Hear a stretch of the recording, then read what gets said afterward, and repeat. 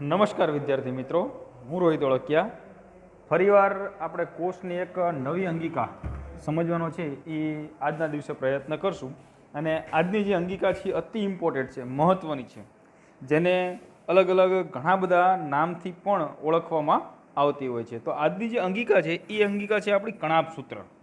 મતલબ કે જે રચના સમજશું તો અહીંયા કણ તમે આકૃતિની મતલબ કે પ્રશ્ન વાંચી જ શકતા હશો કે જેની અંદર તમે રચના જોઈ શકો છો કે એ રચનાની અંદર જે છે એ સિમ્પલ વસ્તુ છે કે કણાપ સૂત્રની રચના, સ્થાન અને કાર્યની માહિતી આપો. ફરીવાર સાવ સહેલું છે, કણાપ સૂત્રની રચના, સ્થાન અને કાર્યની માહિતી આપો. બરાબર, આ થોડુંક હું તમને અલગ અલગ કલરથી છે હાઇલાઇટ કરીને બતાવું છું. તો સૌથી પહેલાં કણાપ સૂત્રની રચના સમજવાનો આપણે પ્રયત્ન કરશું. ત્યાર પછી આપણે કણાપ સૂત્રનું સ્થાન સમજવાનો પ્રયત્ન કરશું કે ભાઈ કણાપ સૂત્ર છે કઈ જગ્યાએ આવેલું હોય કોષ રસની અંદર. અને ત્યાર પછી છે એ કાર્ય સમજશું કે ભાઈ કયા પ્રકારનું કાર્ય છે કણાપ સૂત્રનું આપણને જોવા મળશે.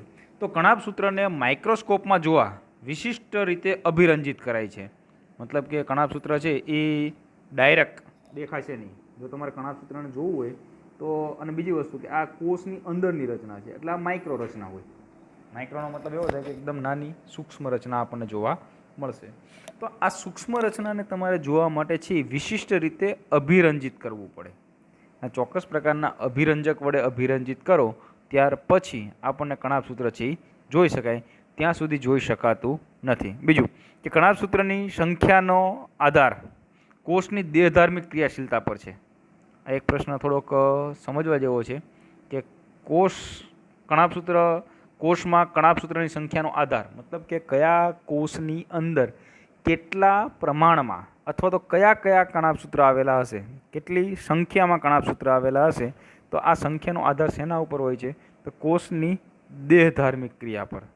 કોષની દેહધાર્મિક ક્રિયા એટલે તમે એવું સમજી શકો છો કે આપણા શરીરની અંદર અલગ અલગ પ્રકારના અંગો આવેલા હોય, એમાં કયા અંગનું કેવું કાર્ય છે, મતલબ કે જેનું કાર્ય સૌથી વધારે હોય એની અંદર કણાપ સૂત્રની સંખ્યા વધારે હોય, જેનું કાર્ય ઓછું હોય એની અંદર કણાપ સૂત્રની સંખ્યા છે એ ઓછા પ્રમાણમાં છે એ આપણને જોવા મળે. એટલે કોષ કેવા પ્રકારનું કાર્ય કરશે એ કાર્યના આધારે કણાપ સૂત્રની સંખ્યા નક્કી કરવામાં આવશે.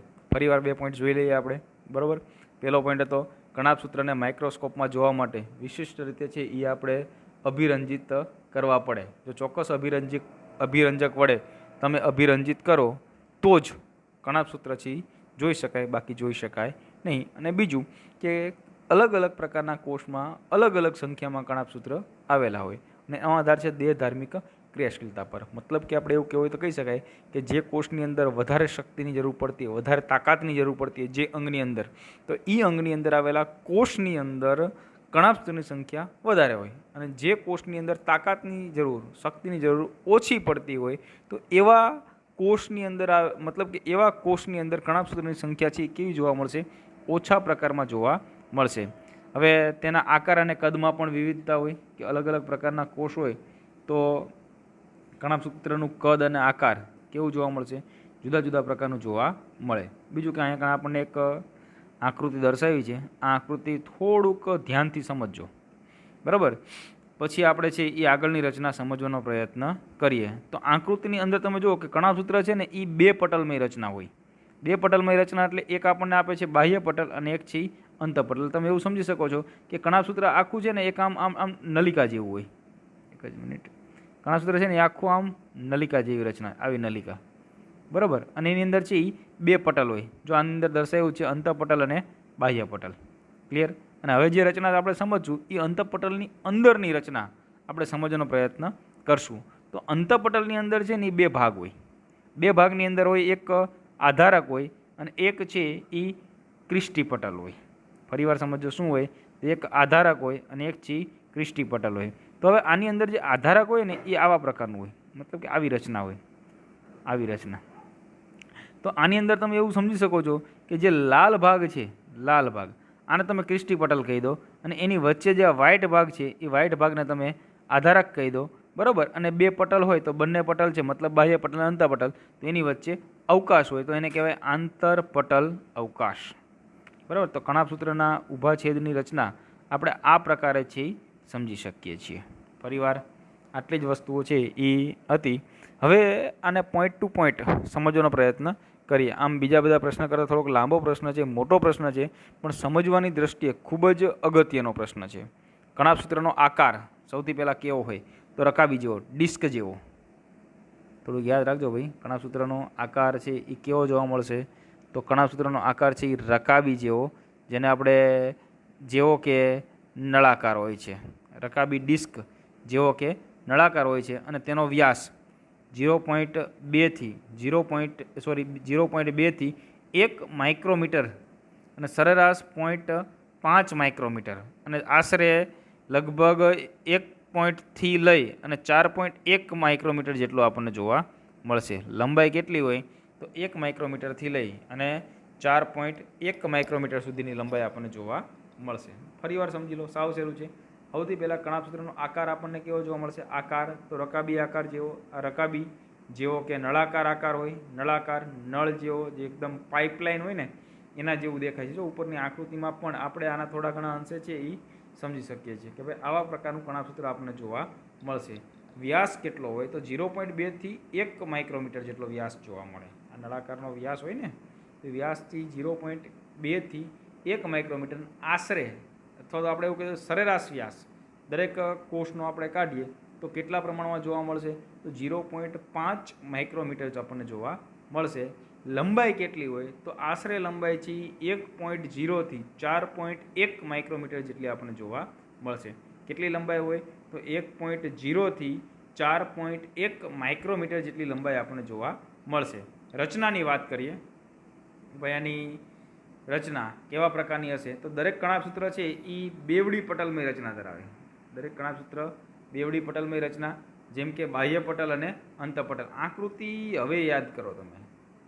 દરેક કણાભસૂત્ર બેવડી પટલમય રચના, બે પટલ, જો ઉપરનો ભાગ છે એને બાહ્ય પટલ કહેશું, નીચેનો ભાગ છે એને અંતપટલ કહેશું, અને તેના પોલાણને બે સ્પષ્ટ જલકૃત વિસ્તારો જેવા કે બાહ્ય કક્ષ અને અંતકક્ષમાં વિભાજિત કરે. એટલે હવે તમે આની અંદર બાહ્ય કક્ષ કોને કહેવાય એ હું તમને થોડુંક ડ્રો કરીને સમજાવી દઉં. કલર અલગ લઈએ, થોડુંક તમને દેખાય એવો, લગભગ લીલો દેખાય છે.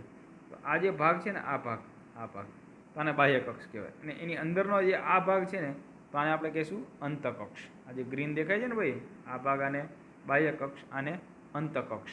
મતલબ બે પટલ છે તો એક પટલ બહારની બાજુ હોય, એક પટલ અંદરની બાજુ હોય. તો બાહ્ય ભાગ કોને કહેવાય? બે પોલાણને બે સ્પષ્ટ જલકૃત વિસ્તારમાં વહેંચી શકાય, જેમ કે બાહ્ય કક્ષ અને અંતકક્ષ. અંતકક્ષને આધારક કહેવાય. એટલે આ જે ગ્રીન આખું ભાગ છે એ ગ્રીન ભાગને શું નામ આપશું આપણે? આધારક. ફરીવાર સમજો, આ જે ભાગ છે આ બધો ભાગ અંદરનો ભાગ નળિકાકાર ભાગ, આને આપણે છે એ આધારક તરીકે છે ઓળખવામાં આવે છે. અને બીજી વસ્તુ કે બાહ્ય પટલ સળંગ અને કણાભસૂત્રની બાહ્ય સીમા રચે. બાહ્ય પટલ છે એ કેવું હોય?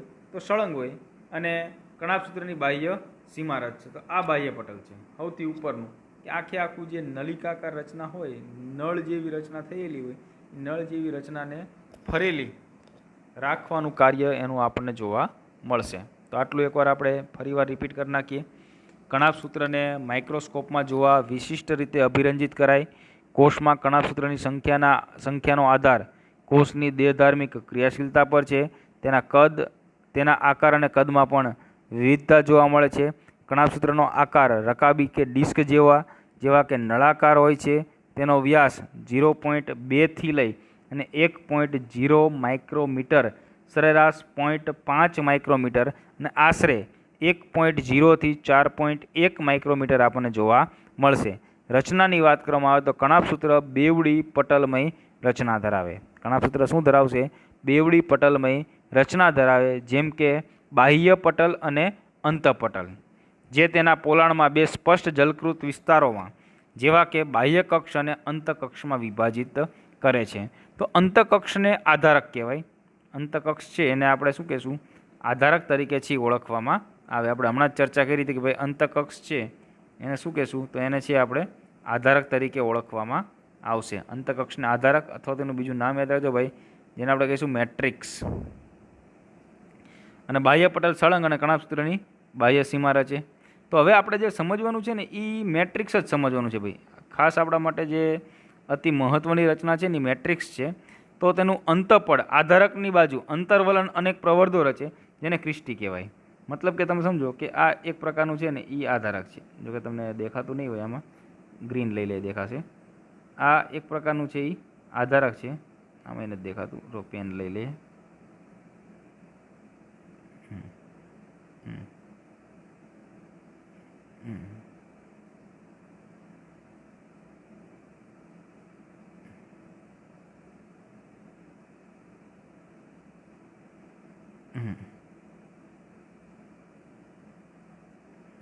બરાબર.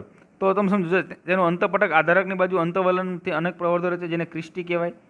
મતલબ આધારક કોને કહેવાય? તો આ આખું પટલ છે ને, આ આખું પટલ આધારક છે. અંદરનો જેટલો વ્હાઇટ ભાગ દેખાય છે એ બધો આધારક છે. અથવા તો હું તમને એવું કહી દઉં કે આમાં જે ગ્રીન છે ને, આખું ગ્રીન ભાગ, આખું ગ્રીન એટલે આધારક. આ જોઈ લો, થોડુંક સમજો એટલે વાંધો નહીં આવે. આ ગ્રીન છે ને એટલે આ ગ્રીન આખું આધારક છે. ક્લિયર? હવે શું કહે છે કે આધારક અંદરની બાજુ અંતવલનથી અનેક પ્રવર્ધો રચે. એટલે આની અંદર આપણે આ બ્લુ લાઇન લઈ લઈએ. અંદરના ભાગમાં આ રીતે પ્રવર્ધો રચે છે જેને ક્રિસ્ટી કહેવાય. એટલે હવે તમે બે ભાગ સમજો. ગ્રીન જેટલો ભાગ દેખાય છે ને, ગ્રીન, એ બધો જ ભાગ કયો છે? આધારક. અને બ્લુ જેટલો ભાગ દેખાય છે, બ્લુ, એને આપણે કહીશું ક્રિસ્ટી. બરાબર. ક્રિસ્ટી કણાભસૂત્રના સપાટી ક્ષેત્રફળમાં વધારો કરે. કે ભાઈ ક્રિસ્ટીનું કામ શું છે? તો કણાભસૂત્રની જે ક્ષેત્રફળ છે એમાં વધારો કરશે. શું કામ? તો કે સાડીઓની ઘડીઓ માફક, સાડીઓની જે ઘડીઓ હોય એ ઘડીઓ માફક છે એ આ ગોઠવાયેલી આપણને જોવા મળે છે. કે ભાઈ જે પ્રકારની ઘડીઓ હશે એ પ્રકારે આપણને જોવા મળશે. બીજું કે કણાભસૂત્રના બંને પટલોમાં તેના કાર્યો સંબંધિત વિશિષ્ટ પ્રકારના ઉત્સેચકો જોવા મળે. સામાન્ય રીતે કણાભસૂત્રના બંને પટલમાં તેના કાર્ય સંબંધિત વિશિષ્ટ ઉત્સેચકો, એટલે અંતપટલની અંદર પણ ઉત્સેચકો. તમને આ પ્રશ્ન ઘણીવાર પૂછાઈ શકે કે ભાઈ કણાભસૂત્રના કયા પટલની અંદર, ફરી વાર તમે સમજો, એવો પ્રશ્ન પૂછી શકે કે કણાભસૂત્રના કયા પટલની અંદર ઉત્સેચકો જોવા મળે? તો બંને પટલમાં જોવા મળશે. બરાબર. કયા બંને પટલમાં છે? તો અંતપટલ અને બાહ્ય પટલમાં, બંનેમાં છે. આપણને કણાભસૂત્રના બંને પ્રકારના પટલની અંદર છે એ ચોક્કસ પ્રકારના ઉત્સેચકો જોવા મળી શકે છે. આગળ સમજીએ. સાવ સહેલી વસ્તુ છે, સાવ સહેલી રચના છે કે કણાભસૂત્ર જારક શ્વસન માટેનું સ્થાન છે. એટલે હવે થોડુંક સમજવાનું એ છે કે ભાઈ કણાભસૂત્ર તમને કેમાં જોવા મળશે? તો નોર્મલી કણાભસૂત્ર છે ને જે જારક જેવી બેક્ટેરિયા હોય અથવા તો જારક જેવી સજીવો હોય ને એની અંદર જ આપણને જોવા મળશે. અહીંયા કણે જારક અને અજારક શ્વસન, આ તમે ધોરણ 10ની અંદર શ્વસન આવ્યું હતું એની અંદર રચનાઓ છે એ સમજ્યા હશો. તો હવે તમને જારક અને અજારક વિશે છે ખબર હોવી જોઈએ કે ભાઈ જારક શ્વસન કોને કહેવાય ને અજારક શ્વસન કોને કહેવાય. તો કણાભસૂત્ર છે એ જારક શ્વસન માટેનું સ્થાન છે કે એટીપી સ્વરૂપે કોષીય શક્તિ ઉત્પન્ન કરે માટે કણાભસૂત્રને કોષનું શક્તિઘર કહેવાય. મતલબ કે તાકાત, પાવર હાઉસ, આવું આપણે શબ્દ વાપરવો હોય તો વાપરી શકીએ. કોના માટે? તો કણાભસૂત્ર માટે. શું કામ? તો કે જારક શ્વસન કરે અને જેટલું વધારે જારક શ્વસન થશે એટલા વધારે એટીપી ઉત્પન્ન થશે. જેટલા વધારે એટીપી ઉત્પન્ન થશે એટલી શક્તિ છે એ વધશે. એટલા માટે થઈ અને કણાભસૂત્રને કોષના શક્તિ ઘર તરીકે પણ ઓળખવામાં આવે છે. અથવા તો કોષનું પાવર હાઉસ કોને કહેવાય? તો કોષનું પાવર હાઉસ એટલે છે એ કોને કહેશું આપણે? તો કણાભસૂત્રને કહેવામાં આવતું હોય છે. બીજું કે કણાભસૂત્રના આધારકમાં એક વલયાકાર ડીએનએ, થોડા આરએનએ અણુ, રિબોઝોમ્સ, 17S અને પ્રોટીન સંશ્લેષણ માટે જરૂરી ઘટક રહેલા હોય. કણાભસૂત્રના આધારકમાં એક વલયાકાર ડીએનએ,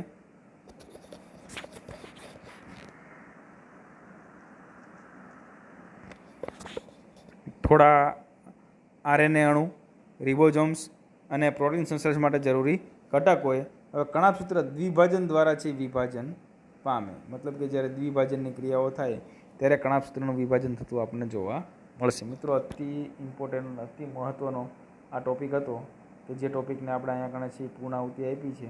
બરાબર. થોડુંક હોમવર્ક થશે પણ ઓછામાં ઓછું 2 થી 3 વખત આ વસ્તુ તમારે લખવાની છે. ફરજિયાત દરેકની છે એ 2 વખત વસ્તુ છે એ લખેલી હોવી જોઈએ કે કણાભસૂત્ર તમારે ઓછામાં ઓછું છે 2 વખત લખવાનું છે. તો જ ખબર પડશે, બાકી ખબર પડશે નહીં. બરાબર. તો તો હવે આપણે આપણો દર વખતે જેમ એક વિડીયોની અંદર 2 પ્રશ્નોનો સમાવેશ કરીએ છીએ એમ આ વિડીયોની અંદર પણ મારી જેવી ગણતરી છે કે 2 પ્રશ્નોનો સમાવેશ કરીએ. બીજો પ્રશ્ન જોઈએ આપણે કે ભાઈ શું કહે છે, તો રંજક કણ ક્યાં જોવા મળે અને તેના પ્રકાર અને કાર્ય વિશે ટૂંકમાં સમજાવો. તો એક આને આપણે ચાર્ટ સ્વરૂપે પણ સમજી શકીએ કે ભાઈ રંજક કણ ક્યાં જોવા મળે છે, રંજક કણ કોને કહેવાય, રંજક કણ એટલે શું, આ એક થોડુંક આપણને ખબર પડવી જોઈએ. રંજક કણ એટલે શું, રંજક કણ કોને કહેવાય, તો વનસ્પતિની અંદર જે રંગ દેખાય છે બરાબર, એ રંગ છે એ શેના આધારે છે, તો એ રંગ છે ને રંજક કણના આધારે છે. આ રંજક કણ રહ્યું ને, આ રંજક કણ એના આધારે એ રંગ છે એ આપણને જોવા મળે છે. શું કામ, તો કે અલગ અલગ પ્રકારની વનસ્પતિની અંદર છે એ અલગ અલગ પ્રકારના રંગ હોય, એ રંગ છે એ રંજક કણના આધારે આપણને જોવા મળે. તો આમ તો આપણે રંજક કણને છે ને એ 3 ભાગમાં ડિવાઈડ કરીએ. મેં તમને કીધું ને કે આને આપણે ચાર્ટ સ્વરૂપે યાદ રાખશું ને તો થોડુંક તમને વધારે મજા આવશે. મતલબ કે સૌથી પહેલાં થોડુંક આપણે ઉપર છેલ્લી માહિતી લઈ લઈએ. જનરલી નોર્મલી બધી જ જે માહિતી હોય તે કે બધા જ વનસ્પતિ કોષ તેમજ યુગ્લિનોઇડ્સ જેવા પ્રજીવમાં રંજક કણ જોવા મળે. સૌથી પહેલી વસ્તુ એ કે કેવા ઘટકોની અંદર રંજક કણ જોવા મળે. કોની અંદર રંજક કણ જોવા મળે, તો બધા જ વનસ્પતિ કોષ તેમજ કોનામાં જોવા મળે છે, બધા જ વનસ્પતિ કોષ તેમજ યુગ્લિનોઇડ જેવા પ્રજીવમાં રંજક કણ જોવા મળે છે. ફરીવાર રંજક કણ કેમાં જોવા મળશે, તો બધા જ વનસ્પતિ કોષો તેમજ યુગ્લિનોઇડ જેવા પ્રજીવમાં રંજક કણ જોવા મળે. રંજક કણ આકારમાં મોટા હોવાના કારણે સૂક્ષ્મદર્શક યંત્રમાં સહેલાઈથી જોઈ શકાય. યાદ કરો, આની અંદર આપણે પહેલાં એવું કીધું કે ભાઈ કણાભસૂત્ર હોય તો એને આપણે શું કરવું પડશે, ચોક્કસ પ્રકારના ઘટકથી અભિરંજિત કરવું પડશે. જો તમે અભિરંજિત કરશો તો જોઈ શકશો. પણ રંજક કણને જ્યારે તમારે જોવું છે બરાબર, ત્યારે તમારે છે કોઈપણ પ્રકારના અભિરંજકનો ઉપયોગ કરવાની જરૂર નથી, અથવા તો અભિરંજકની કંઈ જરૂર પડશે નહીં. ડાયરેક્ટ બરાબર, એક જ મિનિટ જોઈ લેજો.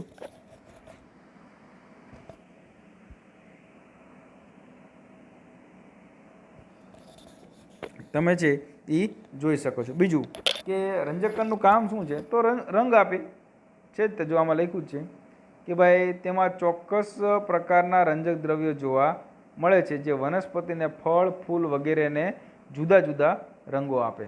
તેમાં ચોક્કસ પ્રકારના રંજક દ્રવ્યો જોવા મળે છે જે વનસ્પતિને ફળ, ફૂલ વગેરેને જુદા જુદા રંગો આપવાનું કાર્ય કરશે. નોર્મલી અને આમ તો જનરલી રંજક કણો છે કેટલા પ્રકારના હોય, તો અલગ અલગ રંજક દ્રવ્યના આધારે રંજક કણને મુખ્ય 3 પ્રકારમાં વહેંચશું. રંજક કણને 3 પ્રકારમાં. એક રંગ કણ જેને કહીશું આપણે ક્રોમોપ્લાસ્ટ, એક રંગહીન કણ જેને કહીશું આપણે લ્યુકોપ્લાસ્ટ બરાબર, અને એક છે એને કહીશું આપણે ક્લોરોપ્લાસ્ટ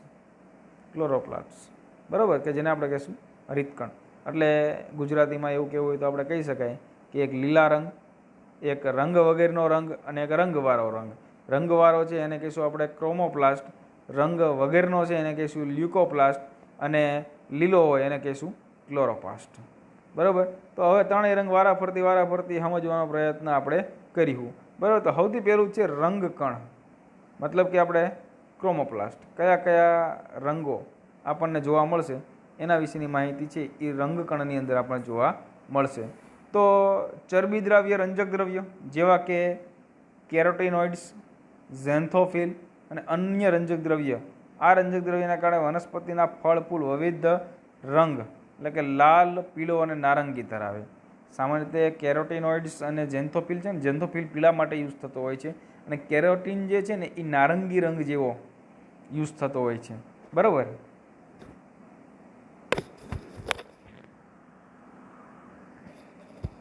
કેરોટીન છે ને એ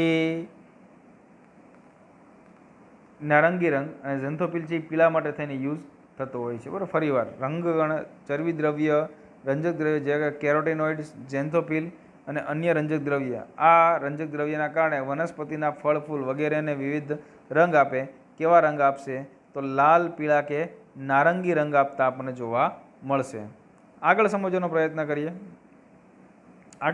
પ્રયત્ન કરીએ કે રંગહીન કણ તો આ રંગહીન કણો છે અતિ મહત્ત્વના છે કે જુદા જુદા આકાર અને કદમાં જોવા મળે. મતલબ કે સૌથી પહેલાં રંગકણ તમારે આ રીતે છે એ એક ટોપિક બની નાખો ને પેન લઈ લઉં છું, બરાબર. અહીંયા કણે તમારે સૌથી પહેલું અહીંયા કણે ઉપર એક મિનિટ પેન બદલાવી પડશે. આ રીતે છે અહીંયા કણે તમારે 1 નંબરમાં રંગકણ, પછી એના 3 ભાગ પાડી દેવાના આમ, બરાબર, કે જેની અંદર એકમાં રંગીન રંગકણ, રંગહીન કણ અને હરિતકણ. કાંઈ હરિતકણ બહુ આગળ કંઈ આવશે નહીં, કેમ કે આના પછીનો આખો એક ટોપિક આપણે જે ભણવાનો છે ને એ હરિતકણનો ભણવાનો છે. તો અહીંયા કણે આ હરિતકણ થઈ ગયું, બરાબર. પછી અહીંયા કણે જે રંગહીન કણના 3 ભાગ છે ને પાછા અહીંયા પાડી દેવાના આ રીતે. હોમવર્ક ભાઈ આવી રીતે વ્યવસ્થિત કરજો. રંગકણની અંદર પણ તમારે કંઈ જરૂર નથી, બરાબર. તો રંગહીન કણ કે જુદા જુદા આકારના કદમાં જોવા મળે, તેમાં ખાદ્ય સંચિત પોષક દ્રવ્ય હોય, જેની અંદર છે એ શું હોય તો ખાદ્ય સંચિત પોષક દ્રવ્ય. હવે રંગહીન કણના 3 ભાગ છે તો કયા 3 ભાગ પડશે તો મંડકણ, તૈલીકણ અને સમિતાયા. મંડકણ સ્ટાર્ચ સ્વરૂપે કાર્બોદિતનો સંગ્રહ કરે, દાખલા તરીકે બટેકા. તૈલીકણ તેલ અને ચરબીનો સંગ્રહ કરે છે, અને સમિતાયા પ્રોટીનનો સંગ્રહ કરે છે. અને સૌથી છેલ્લો મુદ્દો છે એ હરિતકણ, જેને આપણે કહીશું ક્લોરોફિલ અને કેરોટીન જેવા રંજક દ્રવ્ય આવેલા હોય, જે પ્રકાશ સંશ્લેષણની ક્રિયા માટે આવશ્યક પ્રકાશ શક્તિને ગ્રહણ કરવાનું કાર્ય કરશે. તો પ્રકાશ કોણ ગ્રહણ કરી શકે, કેવા પ્રકાશ મતલબ કે કેવા રંગની વનસ્પતિ પ્રકાશ ગ્રહણ કરી શકે તો બે, ઝેન્થોફિલ અને કેરોટીનોઇડ્સ. ઝેન્થોફિલનો મતલબ એવો થશે, ક્લોરોફિલ અને કેરોટીનોઇડ્સ. ક્લોરોફિલનો મતલબ થશે કે લીલો રંગ હોય એ દરેક વનસ્પતિ પ્રકાશના ઘટકોને પોતાની તરફ ખેંચે, અને ખેંચે એટલે એવું કહેવું હોય તો કહી શકાય કે ભાઈ પ્રકાશને શોષણ કરવાનું કામ કરશે, શોષિત કરવાનું કામ કરશે. જ્યારે કેરોટીનોઇડ્સની વાત કરવામાં આવે તો એ થોડા પીળા રંગના હોય, તો એ પણ પોતાની તરફથી પ્રકાશને આકર્ષિત કરશે. ચલો 2 મિનિટ આપણે અહીંયા કણે આ વિડીયોને રાખીએ છીએ. તમે દરેક વખતની જેમ અત્યારે પણ છે એ આ ચોક્કસ પ્રકારના ઘટકો છે એ લખી લો. અને આમ બી વિડીયોની લેન્થ થોડીક વધી ન જાય એટલા માટે તમે આ પુશ કરીને લખી લેજો. એકવાર અહીંયાથી પુશ કરી લો, જોઈ લો, બરાબર. 2 મિનિટ માટે એમ નામ રાખું છું. અને હવે નેક્સ્ટ આપણે છે એ હરિતકણ લેક્ચરની અંદર સમજવાનો પ્રયત્ન કરશું. અસ્તુ. જય હિન્દ, જય ભારત.